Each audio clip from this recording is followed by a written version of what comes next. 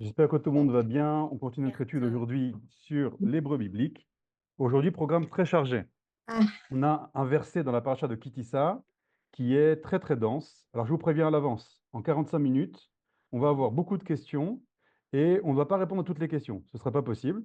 Donc on va essayer de répondre en grande partie en tout cas, mais on va essayer de poser toutes les questions. Kitissa, c'est la paracha qui vient être placée entre quatre parachutes. On a Teruma Tetzavé, qui sont les deux parachutes qui viennent, euh, dans lesquels Dieu vient ordonner sur toute la structure du Mishkan, du Kohen, des habits, des ustensiles, etc. Et Vayakel Pekoudé, c'est sur l'exécution des ordonnances, des ordres d'Hachem. Et en plein milieu de ces quatre parachutes, on casse, on brise un petit peu la dynamique et on intègre la paracha de Kitissa. Selon beaucoup, la paracha de Kitissa, chronologiquement, ne s'est même pas passée à ce moment-là. Il y en a qui disent que ça s'est passé avant même l'ordre du Mishkan. Donc, ce n'est pas très clair pourquoi elle est placée ici. C'est une de nos questions.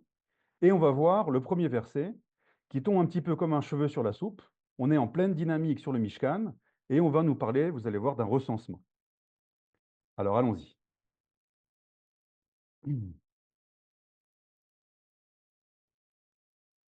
Parashat Kitissa. Vaidaber Adonai el Moshe Lemo. Kitissa. Alors, qui tissa? Qui, c'est un mot qu'on a déjà vu plusieurs fois, qui, dans ce contexte-là, veut dire lorsque. Et là, on a un problème sur ce mot tissa. Alors, tissa, il y a une ambivalence dans ce mot. Alors, déjà au niveau de la racine. Au niveau de la racine, tissa vient de la racine la 7. On voit mal. Voilà. La 7. Nasso, ceux qui connaissent, nocé, d'accord? Tous ces mots-là viennent de la même racine. Qui tissa. Donc, a priori, dans le pshat, Nassau Kitissa, ça veut dire élevé. Élevé. Un exemple, dans le verset dans Bereshit, dans lequel Yosef va interpréter le rêve du maître échanson, qu'est-ce qu'il va lui dire? Beod sheloshet yamim, dans 3 jours, Yissa Pharaon et Roshecha. Pharaon va élever ta tête. Qu'est-ce que ça veut dire élever ta tête? Tu avais la tête baissée, évidemment symboliquement dans le sens où tu es en prison, et Pharaon va te relever la tête et te replacer à son service. Donc on voit ici dans ce sens que Yissa, ça veut dire élevé. Mais il y a un autre sens de Kitissa, comme par exemple ici, d'accord, dans les 10 commandements, nous avons, pardon, excusez-moi, pas dans 10 commandements, c'est la paracha de Shoftim, je crois, de Mishpatim, Lo tissa shema shav.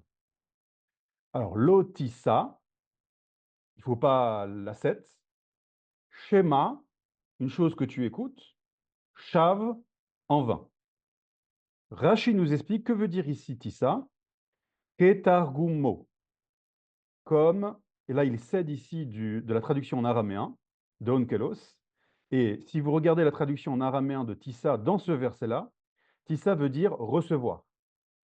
Donc tu ne recevras pas, dit Rashi, voilà, il le dit, la tekabel shema dishkar. Tu ne recevras pas quelque chose que tu vas entendre qui est mensonger. Hazara le mikabel lachonara. Il dit c'est un avertissement à ceux qui sont susceptibles de recevoir, d'écouter une parole de lachonara, de médisance. Donc si on traduit lotissa shema shav, ici tissa veut dire tu ne recevras pas.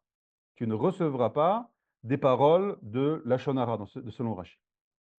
Et dans notre verset, en fonction de la façon dont on va traduire kitissa, donc là on est devant une sommet drachim.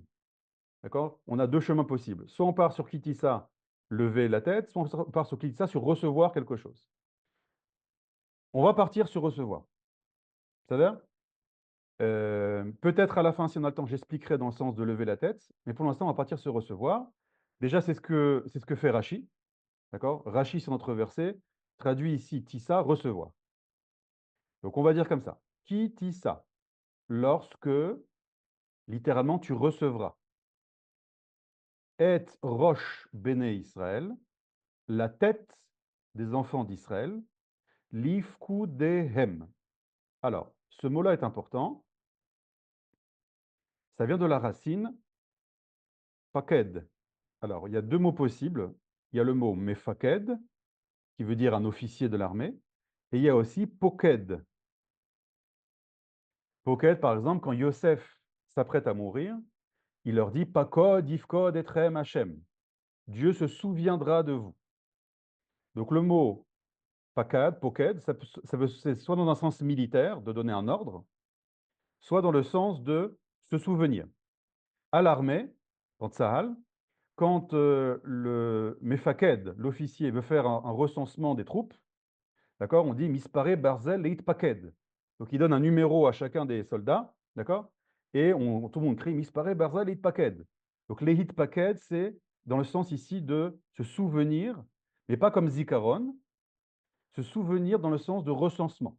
On va recenser les personnes, les troupes en présence. Ça, c'est poked. Donc je répète, kitissa, lorsque tu recevras. Alors j'intègre ici le commentaire de Rashi, qui dira lorsque tu voudras recevoir un compte, un recensement de la tête des béné Israël, l'ifkudehem, donc selon leur recensement. On va traduire ici pkudehem, recensement. Venatenu ish kofer nafsho ladonai. Alors, natenu, c'est du passé. Nathan, noten, matana, donner. Ils donneront au passé. Le vav conversif transforme le passé en futur. Excusez-moi, ils ont donné au passé, natenu. Et le vav conversif transforme ça au futur.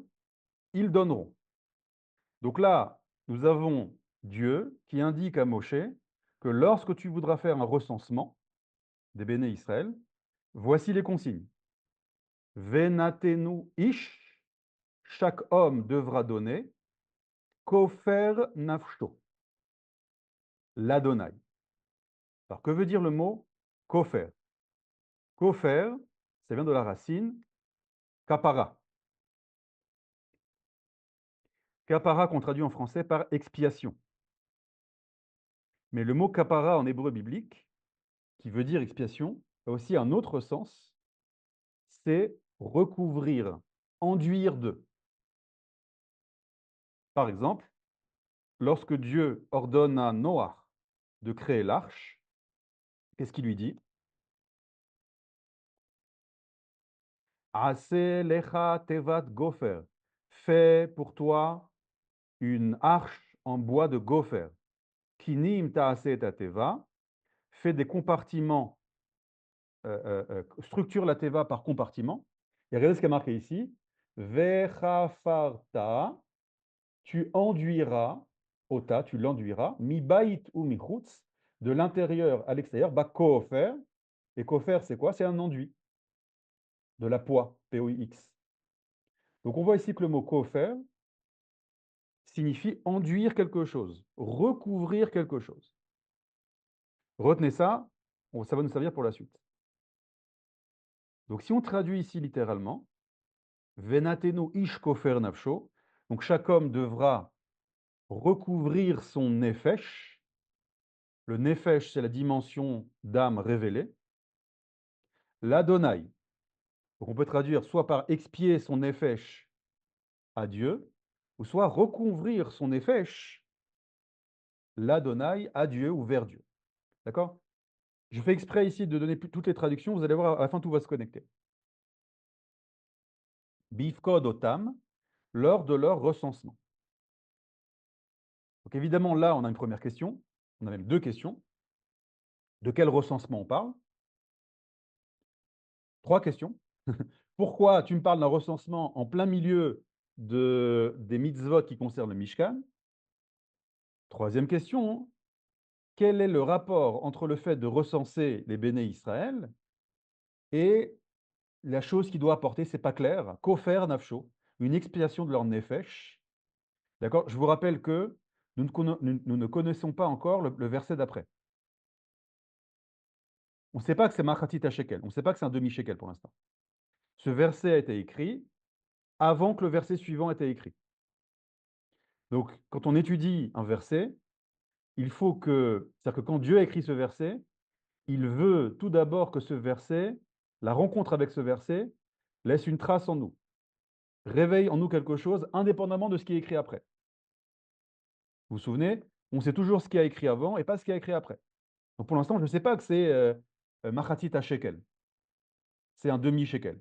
Pour l'instant, moi je vois Kofer Nafsho, une expiation de mon nefesh, un recouvrement de mon nefesh. Pas clair du tout. Et quel rapport avec le recensement? Et troisième partie du verset encore moins clair, Vélo, tout ça c'est le même verset, hein, je l'ai divisé en trois. Vélo hiye bahem negef bifkod otam. Vélo hiye bahem.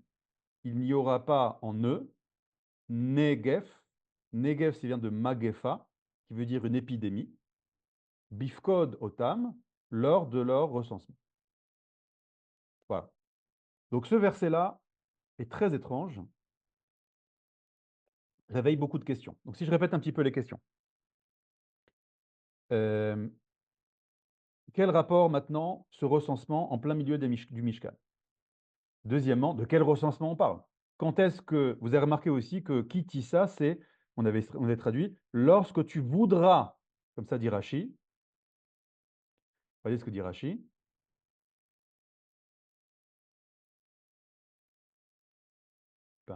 Voilà. Kitissa, sur notre verset, Rashi dit comme ça. Leshon Kabbalah, Tissa ici, il faut le traduire par recevoir. Ketargumo, comme ça a été traduit en araméen. Et donc là, Rashi explique le verset, le début. Shetarpotz lekabel srum minyanam. Lorsque tu désireras recevoir, lorsque tu voudras, Moshe, recevoir. Quoi? Srum minyanam, le total de leur compte. Donc un recensement. La da'at kamahem, pour savoir combien ils sont. Altimnem la goulgolette, ne les nomme pas par tête, goulgolette c'est la tête, d'accord? Ne nomme pas 1, 2, 3, 4, 5, etc. Et là, yitenu kol ehad, mais chacun donnera machatzit shekel, un demi-shekel, vetimne ta shkalim, vetedam. Et tu compteras les shkalim, l'argent, et tu sauras combien ils sont. Mais c'est intéressant qu'ici, machatzit shekel, dans notre verset, s'appelait kofer nafsho, une expiation du nefesh. Donc voilà, ça c'était la traduction de notre verset. Je vais passer aux questions. Si vous en avez, dites-moi dans le chat s'il vous plaît. Il y a beaucoup de questions ici. Minyan signifie un compte, effectivement. Limnot en hébreu, limnot, ça veut dire compter. Ça va? Donc minyan, c'est un compte. Alors, on a plusieurs questions ici. Première grande question qu'on doit comprendre, c'est de quel recensement parle-t-on? Vous remarquez ici que ce n'est pas un ordre. Il n'y a pas marqué c'est et Rosh Béné Israël. Tu compteras, on va dire, les Béné Israël, mais il dit lorsque tu voudras compter. Et quand est-ce que Moshe voudra compter les Béné Israël? À quel moment? C'est la première question. Alors, on a une réponse qui est un petit peu cachée dans le mot Fkudehem. J'ai dit tout à l'heure Mefaked, l'officier. D'accord? J'ai dit qu'à l'armée maintenant de Tsahal, d'accord, le Mefaked, celui qui donne les ordres, il est Poked. Il fait un des recensements des troupes. Donc évidemment ici, une des explications, encore une fois, il y a plusieurs explications possibles dans notre verset, donc je vais partir sur une explication, c'est le recensement des troupes de Moshe avant la guerre. Cette explication est intéressante, ça explique la différence entre le début du verset et la suite. Regardez. Kitisat roche béné Israël, lorsque tu voudras recenser la tête des enfants d'Israël. C'est qui les enfants d'Israël? C'est tout le monde. Les hommes, les femmes, les enfants. Et là, la suite vient maintenant Ish kofer nafsho. Chaque homme devra donner cette expiation de son nefesh. Pourquoi chaque homme? Pourquoi, où sont les femmes et les enfants ici? Donc, soit tu répètes Béné Israël, soit tu dis rien, Venatenu. Donc là, on voit qu'on a sélectionné parmi les Béné Israël, le recensement, on parle que des hommes. Par la suite, on verra que c'est les hommes à partir de 20 ans. Donc, dans quel contexte Moshe doit faire un recensement des hommes à partir de 20 ans? À la guerre, en préparation à la guerre. Je vous rappelle que le projet, pour l'instant, c'est que Moshe rentre en Israël. Si Moshe rentre en Israël, qu'est-ce qu'il faut faire? Il faut conquérir l'État d'Israël. Les Kénanéens ne sont pas des gens très sympathiques qui vont nous lancer, qui vont nous donner gentiment la terre. D'accord? Donc, a priori, il faudra combattre. Donc, Dieu dit à Moshe, lorsque tu te prépareras à la guerre et que tu voudras recenser les troupes, attention, indication très importante, chaque homme devra donner kofer nafsho, une kapara pour son nefesh. Parce que s'il n'y a pas de kapara, il risque d'y avoir une épidémie. Donc là, ce n'est pas clair du tout. Quel rapport entre le fait de recenser, de compter, et le besoin d'apporter une expiation, et le rapport avec une épidémie? Donc il est très très flou, ce verset. Pour y répondre, Ken, Yafedina Simpra aussi pose une bonne question. Pourquoi il y a marqué ici Roche? Lorsque tu voudras recevoir le recensement, le nombre des têtes, tu aurais dû dire Rachim des Béné Israël. Au Mispar Béné Israël, le nombre. Pourquoi tu dis la tête? Donc ça, c'est une bonne question. J'essaierai d'y répondre à la fin si on a le temps. Donc je continue. Ici, on a compris que le recensement dont on parle, c'est un recensement avant la guerre. Et il faut qu'on comprenne le lien avec le besoin de faire une capara et le risque qui est une magefa. Bon, ceux qui ont lu Rashi ont un début de réponse, mais la réponse qu'on va voir dans Rashi va réveiller encore plein de questions. Que dit Rashi? Où est-ce qu'il est, mon Rashi? Voilà. Rashi dit quelque chose d'assez étrange. Il dit, quel rapport maintenant d'éviter une épidémie? D'où vient le risque d'une épidémie lorsqu'on compte? Rashi dit, Shehaminyan sholetz bo aïn hara. Le compte, lorsque tu comptes, lorsque tu recenses, va s'activer à ce moment-là une force spirituelle qu'on appelle le aïn hara, le mauvais œil, le aïn hara. Vehadever ba'alehem. Et suite à ce aïn hara qui est activé au moment où tu comptes, les conséquences du aïn hara seront le dever. Dever, c'est la peste. Voilà. Donc, réponse de Rachim, évidemment, ça soulève beaucoup de questions. Déjà, c'est quoi le Haïnara? Quel rapport entre le Haïnara, le mauvais œil, et le fait de compter? Quoi, je compte, il y a une force spirituelle qui s'active à Haïnara, mais c'est quoi ce Haïnara? Et quel rapport entre le fait de compter? C'est quoi le rationnel? D'accord? Là, on ne parle pas ici du Haïnara, les superstitions dans certaines cultures, etc. Le mauvais œil, etc. Il faut comprendre, là, ici, on parle d'une force spirituelle qui s'appelle le Haïnara. On va expliquer c'est quoi. Et surtout, il faut comprendre quel rapport entre le fait de compter des gens, 1, 2, 3, 4, 5, et tout d'un coup, il y a une force négative qui s'active. Pourquoi? Pourquoi je vais les compter? Pour une mitzvah. Je vais les compter pour partir à la guerre. De quelle guerre? La conquête de la terre d'Israël. Pour créer l'État d'Israël. Pour révéler Dieu sur terre. Donc ce compte-là, ce recensement, il est lié à une mitzvah. Pourquoi maintenant, tout d'un coup, s'active une dimension de Haïnara? Pas clair du tout. Donc il faut expliquer c'est quoi le Haïnara.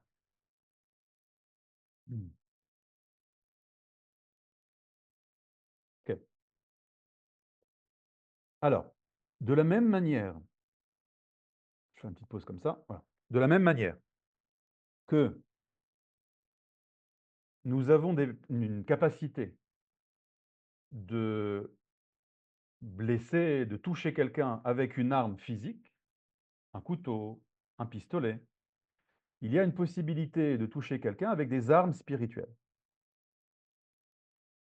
Donc le Aïn Hara est une sorte d'arme spirituelle activée par le regard, et ce regard va activer quelque chose d'autre, c'est la jalousie. Donc le Aïn Hara, c'est lorsque quelqu'un regarde, là je parle de Aïn Hara de manière générale, après on va voir le lien avec, ici le conte. Le Aïn Hara, c'est quoi mettre le mauvais œil à quelqu'un? D'accord? C'est pas quelque chose d'abstrait comme ça. C'est en réalité une jalousie qui se réveille chez une personne. Pourquoi lui, il a reçu et moi, j'ai pas reçu? Donc j'ai vu ce qu'il a reçu. Cette vision m'a entraîné une pensée et cette pensée fait naître en moi, faire grandir en moi la jalousie. Donc c'est pas une petite jalousie, un truc, ah, c'est voilà. C'est quelque chose qui te bouffe à l'intérieur. D'accord? Tu es pas bien, tu te sens pas bien avec ça. Cette jalousie, c'est comme un feu, d'accord? Qui va te dévorer à l'intérieur. D'ailleurs, la première personne qui est touchée par la jalousie, c'est la personne qui jalouse elle-même. Comme ça disent les sages, d'accord? Mais qu'est-ce qui se passe au moment où tu jalouses la personne? On sait que l'homme est fait à l'image de Dieu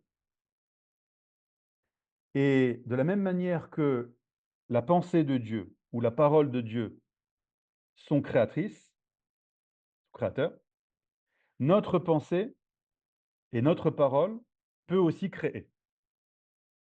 Alors la parole, c'est simple. Vous voyez même, on peut le tester. Quand vous parlez, faites des compliments à quelqu'un, vous allez voir les conséquences. Vous allez illuminer la personne. À l'inverse, notre parole peut aussi être destructrice. D'accord? Aller insulter quelqu'un, aller faire honte à quelqu'un, vous le tuez. D'accord? Ceux qui ont subi des hontes en public, il y en a qui ont des traumatismes à vie, juste parce que quelqu'un t'a fait honte en public, juste parce que quelqu'un t'a mal parlé. C'est un poison. La parole, la mauvaise parole, c'est un poison, c'est un venin qui vraiment qui se diffuse à l'intérieur de la personne qui est touchée. Ça, c'est au niveau de la parole, mais c'est au niveau également de l'esprit. C'est-à-dire que notre esprit, il a aussi une dimension de création. Tout ce que vous voyez de nos jours, la loi de l'attraction, vous savez: «Pense bien, tout ira bien», si tu penses à des choses positives, ces choses-là viendront à toi. C'est vraiment vrai, c'est vrai. C'est-à-dire que vraiment quand tu penses, la pensée a une dimension créatrice. Quand tu penses à des choses, ça réveille des forces spirituelles et ces forces spirituelles après reviennent dans le monde, juste par la pensée. Donc si tu penses des choses positives, c'est extraordinaire. Juste en pensant positivement, tu vas créer quelque chose. La parole et la pensée, c'est pas des choses qui se diffusent et qui disparaissent. La parole et la pensée laissent une trace dans la réalité. J'ai parlé, on m'a posé la question, dans le Beth Midrash des Nations, sur, qu'est-ce que ça veut dire? Comment c'est possible? Parce qu'on parlait du danger de ne pas matérialiser Dieu et on se posait la question, les expressions anthropomorphiques dans la Torah, la main de Dieu, la il y en a un qui a posé la question: «C'est quoi la prophétie?» Dieu parle à l'homme, Dieu parle, d'accord? Dieu parle. C'est quoi? Qu'est-ce que j'entends dans mon oreille, qu'est-ce que ça veut dire? Le Harizal dit quelque chose d'extraordinaire, extrêmement profond. Il dit: «Tu sais comment la prophétie arrive à toi?» Bon, il faut être, une personne tzaddik, kadosh, avoir créé le réceptacle pour recevoir la prophétie. Mais comment Dieu te parle? Il dit un truc extraordinaire. Il dit: «Toutes tes bonnes paroles que tu as prononcées au cours de ta vie restent. Ces paroles-là», donc physiques, tu as émis du son, il y a des ondes qui sont sorties de ta bouche, elles laissent une trace. Et Dieu va, au moment où il veut prophétiser, il va habiller sa parole dans ton réceptacle. Et il dit, ça arrive souvent que les prophètes entendent leur propre voix résonner en eux. Ça veut dire que la parole que tu as dit, les bonnes paroles, restent, laissent une trace. Ça ne se perd pas. Rien ne se perd. Et Dieu va utiliser ce réceptacle, cette parole que tu as dit il y a 20 ans, il y a 10 ans, cette parole de Torah, ce compliment que tu as fait, tu as aidé quelqu'un, tu l'as rassuré.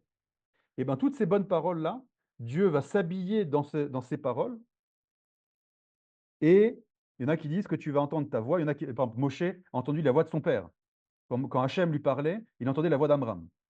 Donc c'est la voix de son père, d'accord, par laquelle Dieu s'habillait pour parler à Moshe. Ça, c'est la parole. La pensée, c'est pareil. Donc si maintenant quelqu'un voit quelqu'un qui a reçu et moi, je n'ai pas reçu, avec mon œil, ça réveille chez moi cette jalousie et ces pensées de jalousie commencent à me bouffer, et bien ces mauvaises pensées vont activer quelque chose dans le ciel. Qu'est-ce qu'elles vont activer? Elles vont activer un jugement. Ça veut dire que j'ai une responsabilité. Ce n'est pas du bluff, je suis vraiment l'image de Dieu. Et donc, quand je pense mal de quelqu'un, quand je jalouse quelqu'un, alors, petite parenthèse, je vous rassure, on va expliquer aussi comment s'en protéger de tout ça. Oui, il faut être rassuré, pas se stresser avec ces choses-là. Mais quand je jalouse quelqu'un, qu'est-ce qui se passe? Dans le ciel, j'active quelque chose, et cette force que j'active, c'est du din, du jugement. Ça veut dire, attends, lui en bas, hein, il pose la question, mais pourquoi il a reçu et pas moi? Eh bien, venons, on vérifie en fait. Est-ce qu'il mérite vraiment de recevoir celui-là? C'est-à-dire que si le fait que la personne a reçu, ça a réveillé la jalousie chez l'autre, peut-être qu'en fait, il ne doit pas vraiment recevoir. Venons, on vérifie. Et donc, ça active un jugement. Et ça, le Haïnara. Ça active un jugement sur la personne. Alors, peut-être que la personne, elle mérite vraiment, il n'y a pas de problème. Et peut-être qu'elle est passée entre les mailles du filet, et c'était un petit cadeau comme ça. Bah, finalement, ton cadeau, tu ne le mérites pas trop, hein. Et donc, la personne va être touchée par ça. Ça va entraîner des conséquences. Ça, c'est le Haïnara. D'accord? Donc, le Haïnara, ce n'est pas un truc, une superstition, etc. C'est une force spirituelle qui est activée par la pensée. Et que c'est une force spirituelle par une mauvaise pensée, une pensée de jalousie. Ça, c'est le Haïnara. Quel rapport maintenant entre cette dimension de Haïnara et le recensement? Alors, c'est quoi le recensement? Alors là, on voit qu'il y a un gros problème. Attention, il faut une kofer, et le kofer nafsho. Il faut le machatit shekel. Il y a un danger quand on recense. Quel est le danger? Lorsque tu fais un recensement, tu comptes des gens, 1, 2, 3, 4, il se passe deux choses. Au début, tu as un groupe, tu as une dimension collective. Tu es sur la montagne et tu vois tout le Ham Israël. Tout le Ham Israël, Mamlechet Kohanim Vegoy Kadosh. Tout le Ham Israël, c'est une nation Kadosh. Ve'amer Kulam Tzadikim. Et ton peuple, ils sont tous Tzadikim. Donc dès que tu parles, il y a fait mode, Evelyne, c'est exactement ça. Dès que tu parles de la dimension collective du peuple d'Israël, tout est beau, tout est propre. D'accord? Si vous êtes dans un stade de foot, 80 000, ou dans un concert, il y a 80 000 personnes qui chantent ensemble. Eh bien, c'est beau. Mais attends, mais les 80 000 personnes, ce n'est pas tous des ténors et des chanteurs d'opéra. Il y a des voix de casserole à l'intérieur. Mais quand tout le monde chante ensemble, alors c'est harmonieux, c'est beau. Mais si maintenant je prends les 80 000 et je leur fais passer un test de chant, là, ça va être la catastrophe. D'accord? Il y aura des voix de casserole et ça va chanter mal. Donc, comment c'est possible? Quand tout le monde est ensemble, c'est beau et c'est harmonieux, mais dès que tu vas commencer à compter, 1, 2, 3, qu'est-ce qui va se passer? Tu vas briser la dimension collective et tu vas activer la dimension individuelle, parce qu'il faut que je sache combien de personnes il y a. Donc la dimension individuelle, le problème, c'est qu'attention, là maintenant, on te met toi en avant, toi, Ish, toi, soldat. Et attention, maintenant, toi en avant, déconnecté de la collectivité, ben, on vérifie. Il y a des choses très positives, il y a aussi des fois des choses un peu négatives. Donc en fait, le compte, puisqu'on met en avant l'individu, eh ben, ça va réveiller un jugement sur l'individu. Et donc, il faut une capara. Capara, faire quelque chose qui va s'enduire, une protection, une couche de protection. Maintenant, pourquoi? Pourquoi le fait de mettre en avant l'individu? On a compris, ok, ça le détache la dimension collective. Donc maintenant, il est un peu seul. C'est un peu comme la prière, vous savez. On dit quand on prie en minyan, quand on prie avec 10 juifs, enfin, avec 9 juifs, La prière, elle passe comme ça. On ne vérifie pas ta prière. Si tu pries tout seul, tu as le droit de prier tout seul. Mais ta prière est vérifiée. Ça veut dire, est-ce que tu es méritant pour qu'on écoute ta prière? Donc c'est pour ça que c'est bien de prier en minyan. Donc là, c'est pareil. Quand c'est l'armée d'Israël, ah, Sadikim. Mais quand c'est 1, 2, 3, attention, là, on vérifie. On vérifie et ça peut mal se passer. Il peut y avoir des problèmes. Deuxième explication, plus profonde. Quand tu comptes, c'est pas juste que tu mets en avant l'individualité et tu le sépares temporairement du collectif. Il se passe quelque chose d'autre. Vous vous souvenez, dans le cours sur les lettres, on avait fait un cours sur la gematria, la valeur numérique. Et on avait expliqué qu'il y avait le monde des lettres. Le monde des lettres, c'est le monde de l'identité, le monde de la personne, le monde du génie individuel, le monde de la liberté, le monde de l'identité, et le monde du chiffre, c'est la froideur mathématique, qui est impersonnelle. Alors, c'est très important. Ça permet la science, ça permet la technologie. Grâce au monde des chiffres, je peux vous enseigner des lettres maintenant. D'accord? Tout ce que vous voyez là, c'est que des 0 et des 1. C'est un langage binaire informatique. Donc, c'est du chiffre. Mais grâce à ce monde de chiffres, je peux vous enseigner des lettres. Donc, c'est très important. Le problème, c'est quoi? Ça, j'avais expliqué dans le cours. C'est que quand tu vas maintenant prendre une identité, une personne composée de lettres, elle a un prénom, elle a une identité, et tu vas effacer, voiler son identité et la rentrer dans le monde des chiffres. Bonjour, je prends rendez-vous chez le médecin. Oui, c'est quoi ta Théodate Zéhout? Ton numéro de Théodate Zéhout? Ton numéro de sécu? Non, je ne suis pas un numéro, je m'appelle Nathaniel. Ah non, ton numéro. Alors, c'est pratique le numéro. Parce que s'il faut recenser 600 000 personnes pour faire la guerre, et lui, il s'appelle, attends, Cohen, c'est avec un K ou avec un C? Seban, c'est avec un N ou deux N? Alors, on va s'en sortir. Donc, 1, 2, 3, 4, 5, c'est beaucoup plus rapide. Donc, évidemment, le chiffre est très efficace. Mais le chiffre va prendre l'individu et effacer temporairement, voiler temporairement son identité.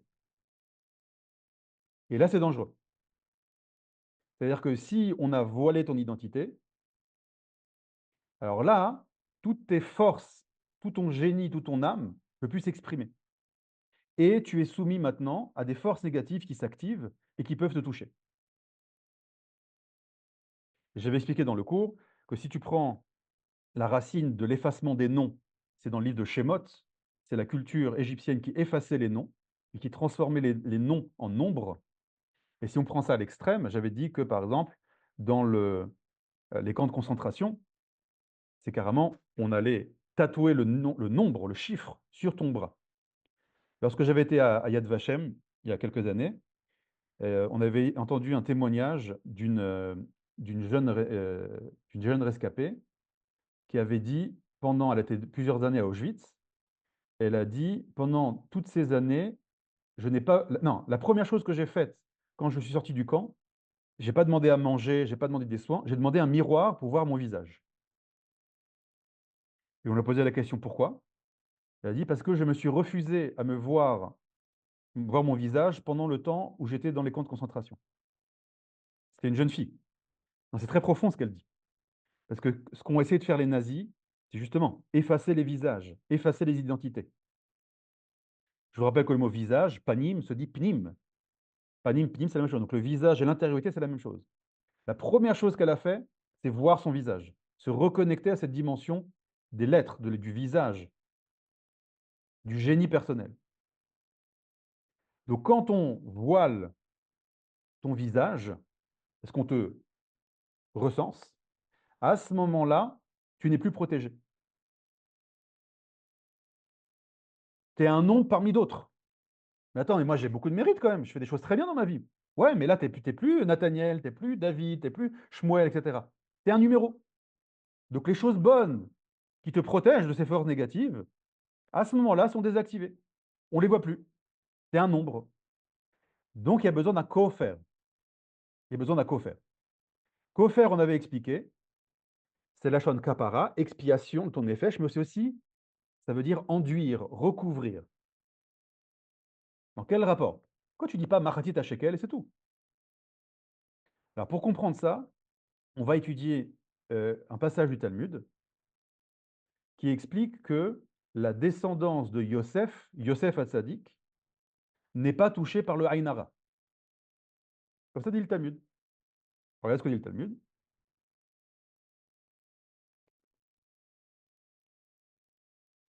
Dans le traité de Brachot, à la page 20b, ici. Amar Lehu, il y avait un sage du Talmud qui dit Ana mizar'a de Yosef kahatena. Moi, je suis descendant de Yosef. Il avait une tradition dans sa famille qui descend de Yosef. De la shalta be'ena bisha. Et Yosef, le mauvais œil, le Aïnara, ne le touche pas. Dirtiv ben porat Yosef ben porat ale aïn. Dans la bénédiction qu'il a reçue de Yaakov, il y a marqué ale aïn. Et le Talmud, Rabbi Abaou interprète, ne lit pas ale aïn, mais ole aïn. Ole, alia. Il monte au-dessus de l'œil. Ça veut dire que Yosef, il a une protection qui le protège de tous les regards. C'est quelque chose qu'il a travaillé. Je vous rappelle que Yosef, d'accord, d'ailleurs, le Talmud va nous dire que juste avant, En abracha metsuya, la bracha ne se trouve pas dans les choses qui sont soumises au calcul, mais dans les choses qui sont cachées de l'œil. Ça veut dire, quand tu reçois des choses, fais les choses discrètement. Quand tu fais les choses dans ta vie, fais des choses discrètement. Ne fanfaronne pas. Vous vous souvenez, Yosef, au début de sa vie, il a beaucoup fanfaronné. Yosef, c'était une dimension extraordinaire. Et les Tolot Yaakov, Yosef. Yosef, c'est vraiment la suite de Yaakov. Il avait 17 ans. Et il commence à fanfaronner. Ah, mes frères, j'ai fait un rêve, vous êtes tous vous prosternez devant moi, et mon père aussi. Et qu'est-ce qu'il lui dit, Yaakov? Tais-toi. Oui, tu as un lien spécial avec le monde des rêves. Oui, tu es destiné à la grandeur. Mais tais-toi, arrête de fanfaronner. Si tu fanfaronnes, ça active le regard, ça active la jalousie. Et qu'est-ce qui a marqué? Les frères l'ont jalousé. Et suite à ça, tous les problèmes qu'il a eus. Yosef a fait tchouva et il a compris le chemin pour se protéger justement de ce regard. Regardez ce que dit Rabbi Yossi ben Rabbi Hanina. Les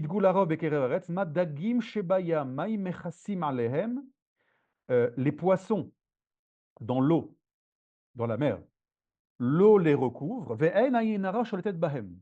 Et le mauvais œil ne s'active pas, ne les domine pas. Ainsi, la descendance de Yosef, le Aïnara, le mauvais œil, ne s'active pas chez eux. Donc là, on apprend quelque chose d'autre. On apprend que le secret de Yosef, c'est le secret des poissons. C'est quoi un poisson? Un poisson, c'est un animal qui est entouré d'eau. Donc, il a une structure qu'on appelle la mer. Dans cette mer, il y a beaucoup d'eau. Et dans l'eau, il y a un poisson. Donc, il se passe deux choses ici. Déjà, c'est trouble. On n'arrive pas à voir le poisson, qu'est-ce qu'il fait quand vous regardez dans la mer. Donc, le poisson, il est discret, comme on a dit. Mais surtout, le poisson, il est dans une dimension qu'on appelle le mikvé. Vous vous souvenez, je vous ai fait un cours sur le mikvé. La mer, c'est un mikvé géant. Le mikvé, ce qu'on appelle le bain rituel. Or, on avait dit que le mikvé, c'est quoi le mikvé? Lorsque tu te trempes au mikvé, les sages disent c'est bien de prendre la position fétale. Quand tu te trempes au mikvé, tu retournes dans le ventre de maman. Mikvé, voilà, c'est marqué ici. Lachon tikva. Mikvé, lachon tikva. Tikva, c'est l'espoir. Le lieu de l'espoir, c'est ta racine. Quand tu reviens à la racine, c'est là où tu reprends des forces.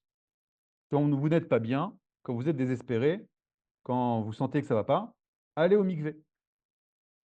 Le mikvé, c'est le lieu de l'espoir, où vous retrouvez vos forces. Allez à la mer, d'accord? Allez dans un mikvé, etc. Maintenant, c'est quoi l'eau?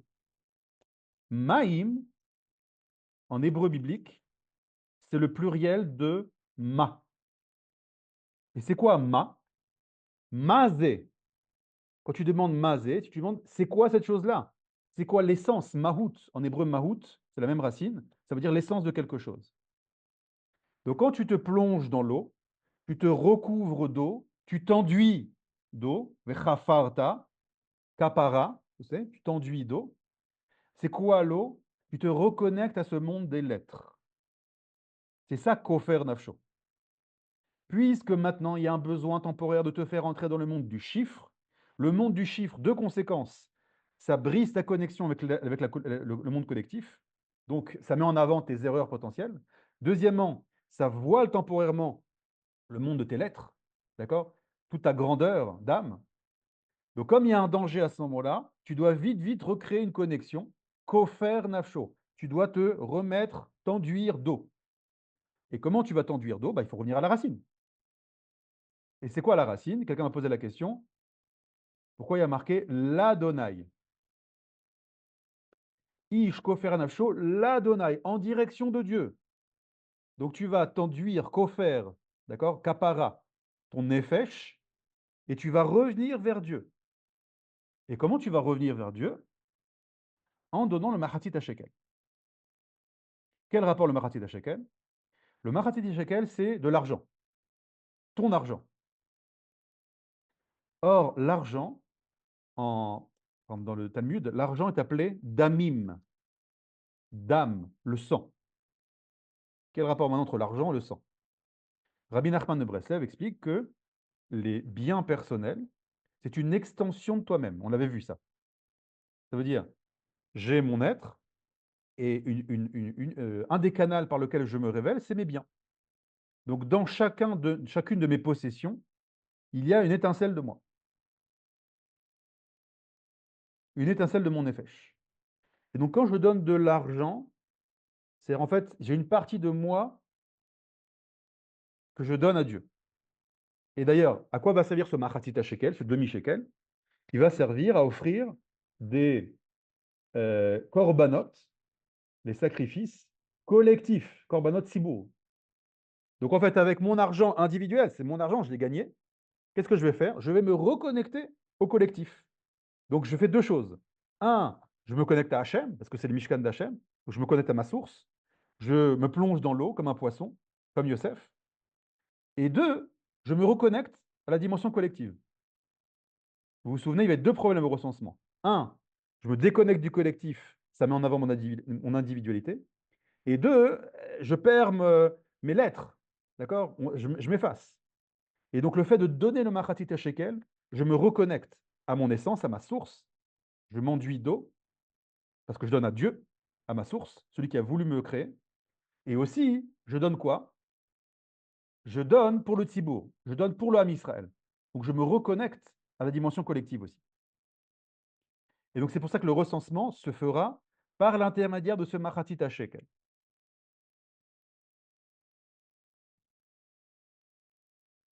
Comment on se protège maintenant du Haïnara? Comment on se protège du mauvais œil, selon ce qu'on a appris? Alors, quatre choses. Un,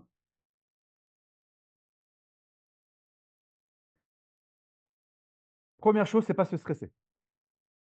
Il y a marqué que Derachea darke noam. Les chemins de la Torah sont des chemins agréables.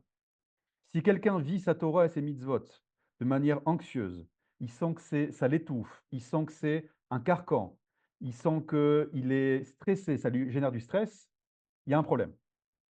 Ce n'est pas de la Torah. Il a mal compris, il se connecte mal au mitzvot.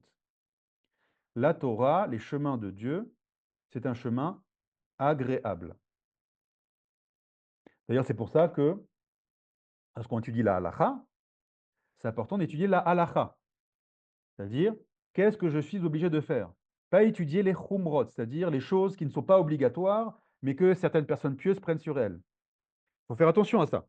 D'accord? Parfois, les gens ne connaissent pas et croient que des choses qui ne sont pas obligatoires sont obligatoires.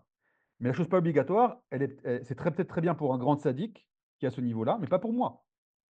Et quand il y a ce flou entre la chose obligatoire et pas obligatoire, eh ben, je mets sur moi des choses qui ne sont pas obligatoires, des choses en plus qu'on appelle des chumrot, et je vis après très mal mon judaïsme. Et c'est normal. Donc si tu sens que tu es angoissé par ça, tu ne sens pas bien, il y a un problème. Prends conseil avec un rave, avec ton rave, d'accord? Parce qu'il là, il y a un problème. Donc première chose, pas se stresser. Ne pas, moins tu es stressé par le mauvais œil, moins le mauvais œil pourra t'atteindre. Pourquoi? Parce que si tu n'es pas stressé, ça veut dire que tu es avec Hachem, comme Yosef Hatzadik. D'accord? Donc, tu es connecté. Tu as, ta couche de protection. Donc, premier jour, ne pas se stresser. Il y a des gens, la peur du mauvais œil, ça les bouffe complètement. D'accord? Beaucoup chez les séfarades, par exemple. Beaucoup. Certains chez les séfarades. Ils sont complètement anxieux avec ça. Et attends, il faut attention parce qu'il va mettre le mauvais œil. Euh, les femmes enceintes, tu as combien de mois de grossesse? 5 mois. Hamcha, Hamcha, 5 mois, 5 mois. D'accord? Elle a un ventre comme ça de, de 10 mois. Je suis 5 mois. Pour le chiffre 5 contre le mauvais œil. Cool, ça va. Prends pas la tête. C'est pas parce qu'on te demande ça que le mec il va te mettre un mauvais œil. Ça va. Il n'y a pas que des gens néfastes et négatifs et jaloux autour de toi. Donc cool. Première chose, être cool. Deuxième chose, c'est évidemment être connecté, avoir la Emouna en chaîne. C'est-à-dire être connecté à ta source, autant que faire se peut. Plus tu es connecté, plus tu essayes que chaque jour que Dieu te donne, tu essaies d'en exploiter le maximum, et bien plus tu es connecté. Quand tu es connecté, tu es protégé. Donc tu t'inquiètes pas. Autre chose, la discrétion. Ça veut dire, quand tu fais quelque chose, ou quand tu reçois, par exemple, quand tu reçois la bracha, ne fanfaronne pas. Alors, on ne va pas te cacher non plus. D'accord? On ne va pas t'enfermer, tu as une nouvelle voiture, je n'ose pas sortir parce qu'ils vont mettre le mauvais œil. Non, non. D'accord? Mais ne fanfaronne pas. Sois discret. Fais les choses avec humilité et discrétion. Et dernière chose, donne. Quand tu reçois, quand tu reçois la bracha, peu importe ce que c'est, hein, ça peut être de l'intelligence, ça peut être de l'argent, ça peut être une famille heureuse, peu importe, donne. Ce que tu reçois, fais partager les autres. Connecte-toi à la dimension collective. Donc si tu n'es pas stressé, si tu es connecté à Hachem, si tu fais les choses discrètement, et si quand tu reçois, tu donnes aussi, tu donnes aux autres, tu es totalement protégé comme Yosef Hatzadik, tu empruntes le chemin de Yosef Hatzadik et tu es protégé de cette dimension-là de Aïn Hara. Voilà les amis. Donc, j'ai répondu à une partie seulement des questions, mais vous avez vu que c'était très riche. Donc j'ai choisi le chemin de traduire Kitissa par faire le compte. Top. Alors maintenant vos questions dans le chat. Et alors, alors voilà, Yocheved, pourquoi le verset dit ils donneront vers Hachem? Ça j'ai répondu. Pourquoi il est marqué Roche? Dina Simcha. Alors, je réponds rapidement. Là, j'ai pris le chemin de traduire Kitissa par recevoir, faire un compte. Certains vont dire Kitissa, c'est lever. D'accord? On a vu des versets qui veulent dire lever la tête. Donc il dit lorsque tu relèveras la tête des béné Israël. Et quand est-ce qu'il faut relever la tête des béné Israël? Bah, après que la tête a été baissée. On t'a rabaissé la tête. Donc dit par exemple Orachem Akadosh que ce verset-là, selon la deuxième explication, pas selon ce que j'ai dit avant, si on dit que c'est relever la tête, ce verset va venir après la faute du veau d'or. Bien que ça ait été écrit avant, il va venir, on sait qu'il n'y a pas En Mukdam ou Meuchar Batorah, parfois un verset peut être écrit avant, mais chronologiquement il s'est passé après. Donc selon cette explication-là, ce verset est donné après la faute du veau d'or. Parce que quand est-ce que tu vas faire un recensement? Avant la guerre, c'est très bien, mais aussi quand il y a eu un drame. Quand il y a eu un drame, il faut, qui y reste? Il faut recenser les troupes. Donc certains vont dire que après la faute du veau d'or, où il y a eu un, un assassinat fratricide, hein, d'accord? C'est des béné Israël qui ont assassiné 2800 béné Israël qui ont fait le veau d'or, par ordre de Dieu évidemment, hein. Donc la tête des béné Israël a été baissée et il faut la relever par le recensement. Donc, de là vient le terme de roche. Et roche au singulier par pluriel parce que c'est cette dimension collective dont on parlait. Ok, alors, Ben Porat Yosef, circulation. Donc le verset est parfaitement à sa place. Alors, c'est pas clair, Richard, justement. Ça, je n'ai pas répondu à ça. La localisation du verset, c'est pas clair du tout. Alors, si on dit que c'est au moment du veau d'or, alors certains disent que le veau d'or, ça s'est passé avant même le Mishkan.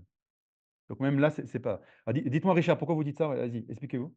Oui, bonjour, merci Shalom, beaucoup. shalom. C'était vraiment extraordinaire. Alors, Baruch Hashem. pourquoi je dis ça? C'est parce que ça commence par ne pas entendre une fausse. Alors, je ne vais pas faire de l'hébreu sophistiqué, je n'en suis pas compétent, mais vous dites, à un moment donné, vous avez parlé d'élever une fausse pensée, une fausse information, mais aussi on peut lire une fausse culture, c'est-à-dire ne pas se tromper. Et or, on est entre deux prescriptions, deux séries de prescriptions très, très strictes.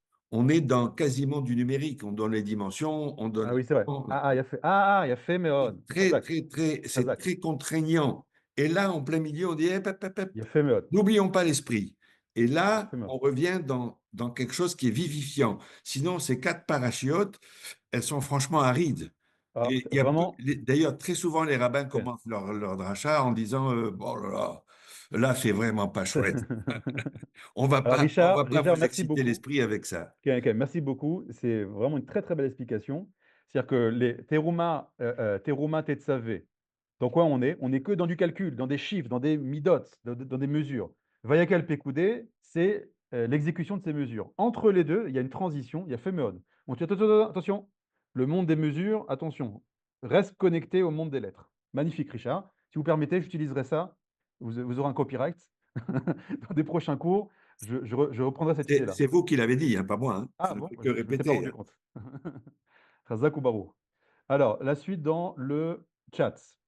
Euh, Pourquoi sommes-nous passés d'un recensement des hommes valides pour la guerre à une mitzvah de donner pour chacun, y compris les femmes, les enfants et le bébé dans le ventre de sa mère? Quel? Parce que les soldats d'Israël, les hommes valides de 20 à 60 ans, ce sont les soldats d'Israël.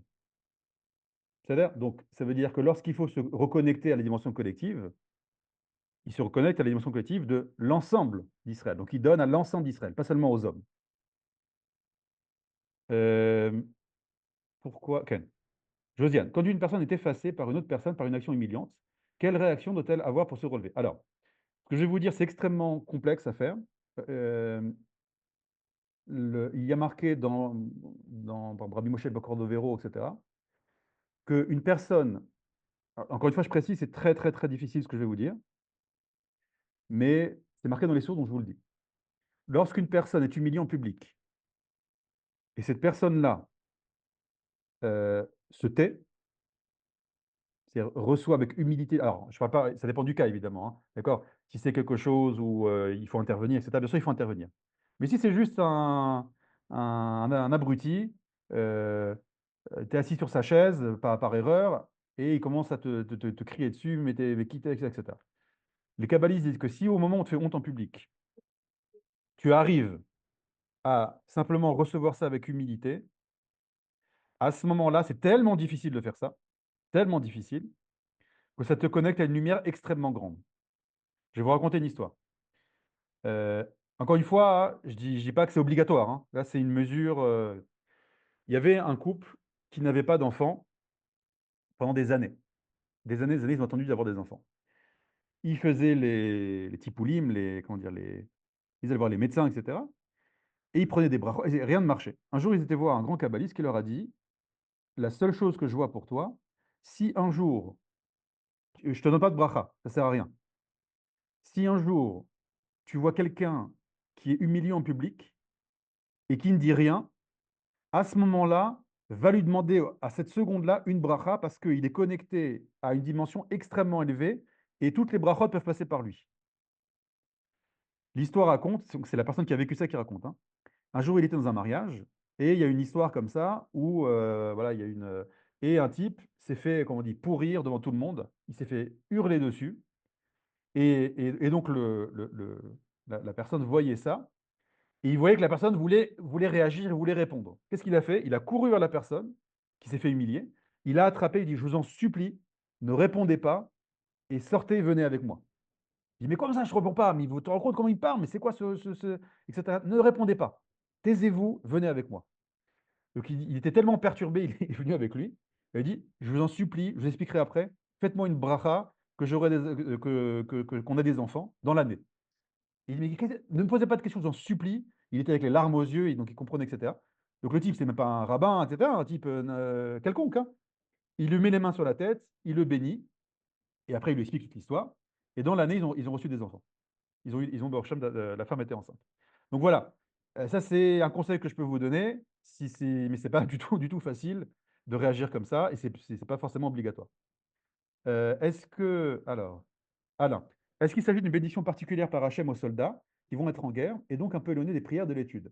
Alors, le fait d'être en guerre, lorsque le soldat est soldat, il est totalement l'expression de la collectivité. Donc, le fait que, je vous donne un exemple. Là, on est en train d'étudier la Torah. On fait une mitzvah. Ouais. À ce moment-là, on n'est pas en train de prier. Ou pendant qu'on prie, on n'étudie pas la Torah. Donc, il y a un grand principe, arosek ben mitzvah, pas Torah mitzvah. Ça veut dire quand tu es occupé à faire une mitzvah, si pendant des mois, tu ne peux pas prier ou étudier la Torah parce que tu es à Gaza dans des endroits où tu ne peux pas étudier, etc., il n'y a aucun problème. Au contraire. C'est-à-dire que là, tu es en train d'exprimer, de vivre ces dimensions, cette étude, et tu vis Très ces bien. prières. Très bien. Donc, il n'y a pas besoin de protection forcément, parce que l'acte même de C'est- le soldat qui est prêt à risquer sa Oui, vie, oui, oui. c'est une Très bien. protection. Bravo. Merci beaucoup. Avec Bravo. plaisir. D'ailleurs, c'est pour ça que beaucoup de soldats ont des miracles. Et beaucoup de soldats, même qui ne sont pas religieux, qui sont très loin de la Torah et des mitzvot. Très D'accord? intéressant. Allez parler aux soldats qui reviennent de Gaza, ils vous raconteront les miracles qu'il y a eu là-bas. Parce que là, ce n'est pas le soldat David Cohen de Tel Aviv qui est là. C'est le soldat qui vient protéger le peuple d'Israël. L'acte. D'accord? Bravo. C'est comme un rayon d'un soleil. Très Rabbin bien. Messan, est-ce qu'on pourrait dire que les lettres sont des kélim, porteurs de la présence divine, Anochi, qui nous protègent et voient le temporel de notre unité, c'est voiler ces lettres et c'est ôter cette présence. Exactement, Rabbin Messan, exactement ça, les lettres sont des kélim. Et vous avez tout à fait raison.